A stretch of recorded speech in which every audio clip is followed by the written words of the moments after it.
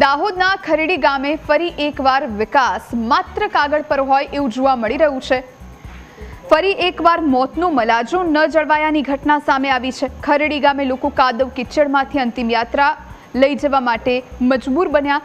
માણસનું મોત થયા બાદ અંતિમ વિધિમાં પણ લોકોને ભારે હાલાકીનો સામનો કરવો પડી રહ્યો છે।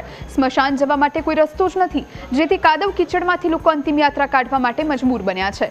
અનેક વખત સ્મશાન સુધી જવા રોડ બનાવવા લોકોએ રજૂઆત કરી, પરંતુ તંત્ર દ્વારા કોઈ પગલાં લેવામાં આવ્યા નથી।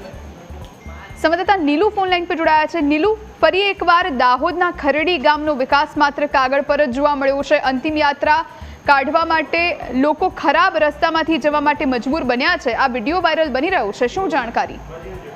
દાહોદ તાલુકાના ખરેડી ગામે સરકારના વિકાસના દાવો પોકળ સાબિત થયા છે। મૃતકને અંતિમ વિધિમાં પણ લઈ જવા માટે લોકોને કાદવ કીચડમાંથી પસાર થવા મજબૂર થવું પડતું હોય છે।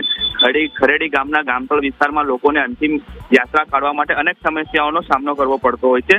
સ્મશાન જવા માટે કોઈ પણ રસ્તો નહીં હોવાથી કાદવ કીચડ તેમજ ખાડાઓમાંથી પસાર થવા લોકો મજબૂર બન્યા છે।